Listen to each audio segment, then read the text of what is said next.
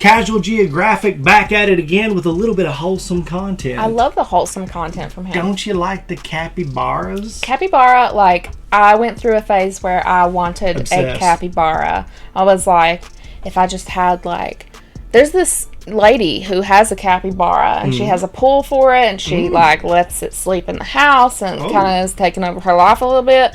But, That's a bit much. you know, there's a few animals. Capybara, I would totally be down to have. Capybara. Pig, I don't know how they would interact together. Of course, Shorty would have to be in the mix somehow. And our cat. He's a pig. I want an African rain frog with a cute little butt. There's a lot of animals that I want. Nikki wants a farm. Yeah. Or a zoo. If I could, like, have a house that had a big, private, like, private area. This is my brain is shutting off. I'm trying to navigate a way to say that appropriately, and my brain's like shutting down in 3, 2. But yeah, like if I could have a small farm, A sanctuary. a little sanctuary. But I overdo things, you know. That is true. I do. But you know who is good at making cute videos, and it goes underplayed because it's usually the freaky, awful, scary videos that get a lot of traction?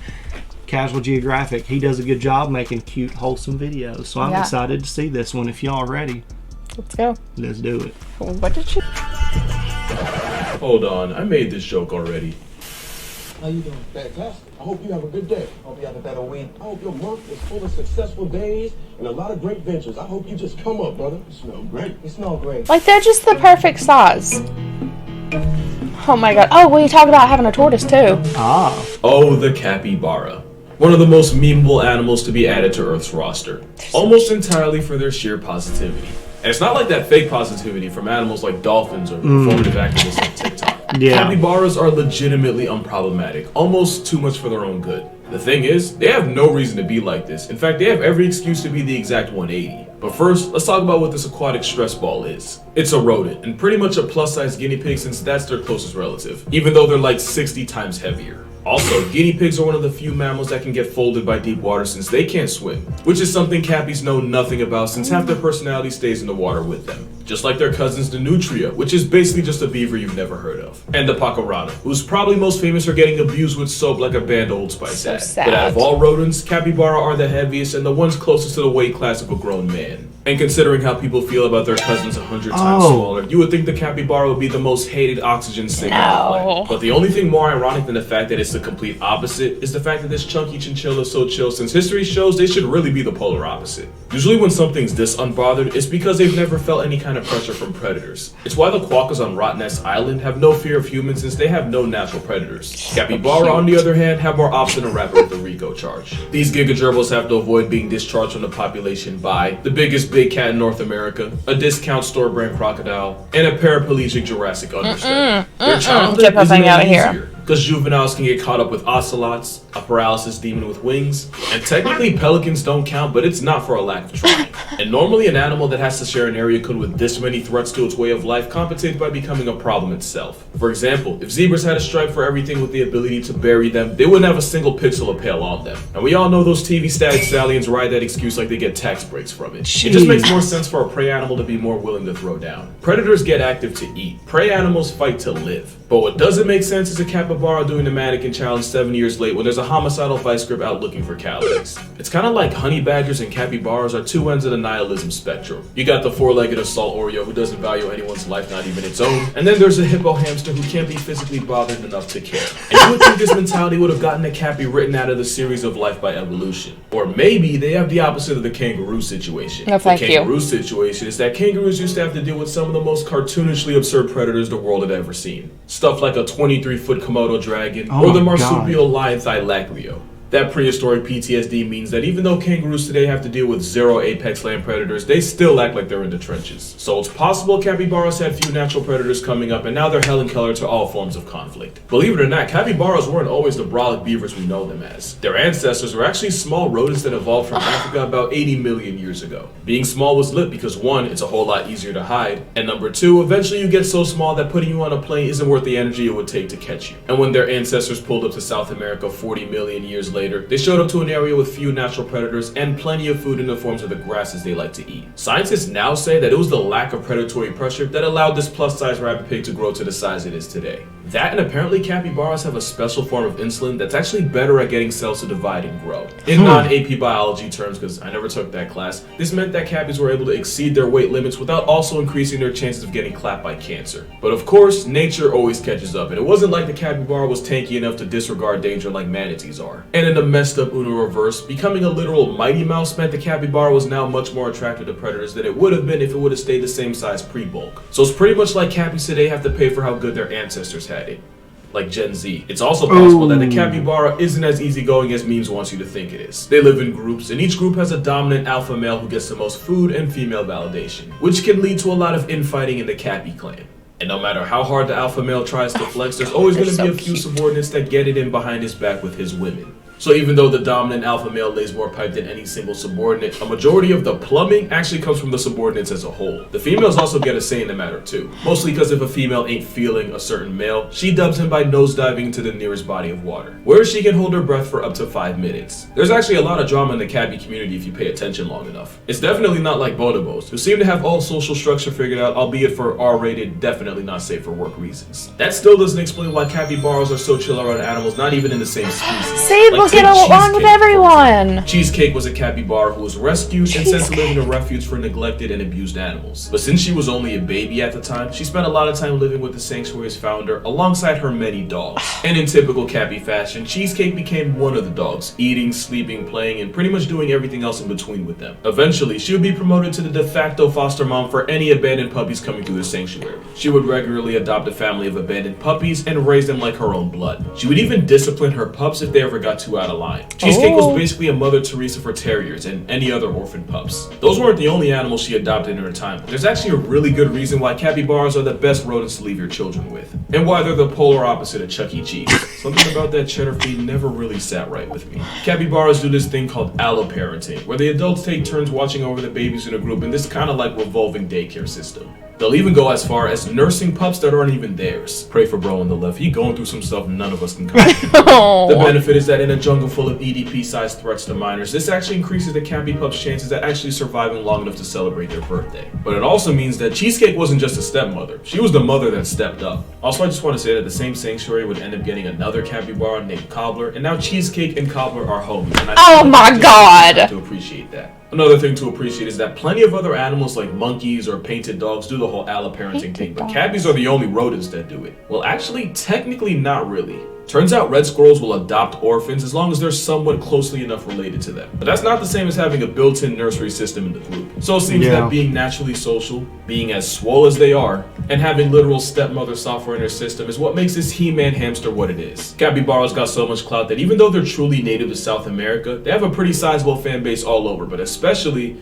in Japan. Why Japan? Well, it all started in the Izu Zoo in 1982. A worker was cleaning out an enclosure with hot water when he turned around and realized that all the capybara were huddled around a warm puddle that had formed. The worker said, "Bet," or whatever the equivalent in Japanese would be. And ever since, the Izu Zoo would create these traditional hot yuzu baths for the water-loving hippo hamsters to enjoy. Which is the entire backstory as to how this video exists. And because whatever capybara received, they give back tenfold, these videos going viral single-handedly brought in thousands, hundreds of thousands, and even millions of yen in revenue, all from people wanting to see them. Meaning it is scientifically proven, 100% non-refutable, that capybaras are good for the economy. Yeah. If your country's currently in a recession, think to the last time you saw a capybara hot tub party. If you can't remember, then I think you found your problem. We don't need stimulus checks. We need more happy cabbies per capita. That's why there are entire websites dedicated to finding the closest capybara in your area. So if I ever post a picture of me and a capybara with no context, this is the context. Capybaras are such we have to look it up. Serotonin hack. Naturally, people are going to ask if they're we've good seen pets. them. And my answer is, yeah, they'd probably be good pets. Question is, would you be a good owner? Here's why you probably wouldn't. Oh no! They poop. A lot. They kind of have the panda problem, where they eat things that don't give them a whole lot back, so to compensate, they eat a whole lot more of it. Which means they seem to drop deuces at will. You might not get to notice just how much, but capybara also take part in coprophagia, which in 2023 YouTube terms means to eat food twice to get all the nutrients out of it. And if you can handle watching this infinite food glitch in action, there's the fact that you have to feed them in the first place. Remember, we're talking about a gerbil that can weigh as much as you. But you're not just feeding one cappy. Since they're social animals that don't do well alone, you'd have to adopt a buddy for him or even another one after that. Cause two's company, but three's a party. And no self-respecting cappy would hop out at the after party with an entourage of one. All jokes aside, that same logic is why Switzerland considers a guinea pig a victim of abuse if it has to live alone. It's really not that different for a guinea pig. Guinea pig. I should have used that from the beginning. There's also the fact that since half their life involves water, you're gonna have to have 24-hour access to anything the capybara can at least wade in. And before you say bathtub, just remember that most of their backdoor business happens while they're in the water, so you might want to rethink that. But the best reason why you might want to hold off on adopting a walking coconut, it's still a wild animal. Don't let the memes get it twisted. Despite all the hype, they're still very much capable of inflicting violence when they want to, or when they feel like they need to. And I'm gonna just say, it's real cute until you get it mad and you realize you now have a 150-pound rodent with an 150 pounds? In fact, in 2005, a capybara in a Japanese zoo murked a spider monkey that was standing in his pool by grabbing it by the neck. So if you're considering adopting a biting, pooping, eating machine, you might be better off just having kids, because only one of them can give you tax credits. Or you can just move to Tigre, Argentina, because the South American city has been taken over. And when I say taken over, I mean that in the most passive way possible. With fires and an unusually cold winter killing their food supply, the Cappy clan seemed to spawn en masse inside the Argentinian gated community. They quite literally pulled up. The upside, I've seen that, yeah. The downside is these deer rabbits marrying the problems of the two animals in one package. They destroy gardens and leave behind Hershey kisses, while also becoming a danger to everyone on the road. There have also been reports of capybara running fades with pet dogs, although to be fair, the dogs probably started it. But there is another bright side if you want to look at it that way. The biggest threat to a capybara isn't a jaguar or a caiman. It's actually humans who have historically hunted them for their meat and for their hide to turn into leather. We're their biggest op by far, and if they decide to take back what's theirs, I'm not going to be mad at it. And the fact that they're doing it to a gated, rich community, there's a moral in there somewhere. Yeah. But that's going to do it for this video. For more consistent uploads, be sure to check out my TikTok and Instagram. I try to post daily info. And if you'd like to support this channel, looks just like you when you're like, scratch my back. Patron on Patreon. But only do it if you can afford it, because honestly, you watching a video this far is actually more than I can really ask for. Got a whole lot of video ideas I want to get out for the new year, so as always, drink water, hug your mother, dap up your father if he's not into the whole hugging thing. Try to be a cappy in a world full of cappers. And I'm gonna see y'all in the next one. Wait. Are they crossing the road together? Yes. So cute!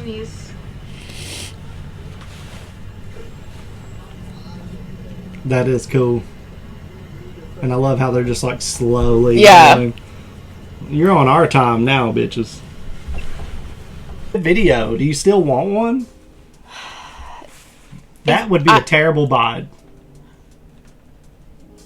But it would love me, and and nothing bad would ever happen. I don't know. I remember going to this zoo, which it's pretty close to our house, and it's in the middle of nowhere. Like nobody even knows that it even exists unless you do know about it. But I didn't know about it until I was in my 20s, and it's been there the whole time.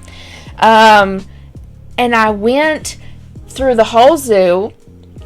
And then right before you leave, there's this little area that you go through, and they just have like the reptile house, and then a bunch of birds, and then like some bigger birds and stuff. So the way that it's set up is like a hallway, and then you kind of just see their enclosures, but it's like a plexiglass sort of thing. And then they have some wild birds just in there. Yeah.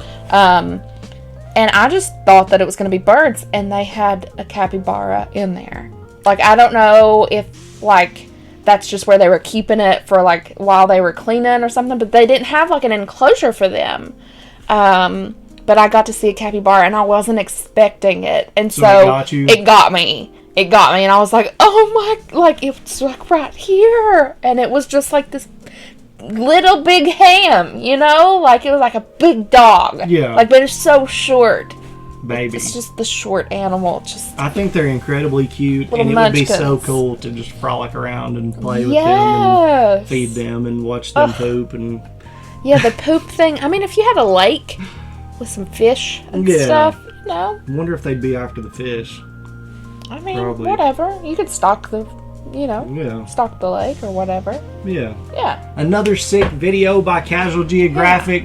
You boy Hood Nature. Go check him out. Send him some love. Subscribe to his Patreon. Subscribe to his channel and support him in any way possible. He's one of the best content creators alongside Mr. Ballin, who have come over from the world of TikTok and taken YouTube by storm and done an incredible job. And I am greatly appreciative of what they have done and the work that they've done and our opportunity to watch their videos and hang out with you guys. Thanks for recommending them too. Yeah, thanks for recommending them, and thanks for taking your time out to watch us react to this video. If you enjoyed that, you could give us a like, you could subscribe to the channel. Also, let us know what videos you want to see us react to. You can do that down in the comments, on our Discord, on our Twitch when we're live, or on our Patreon.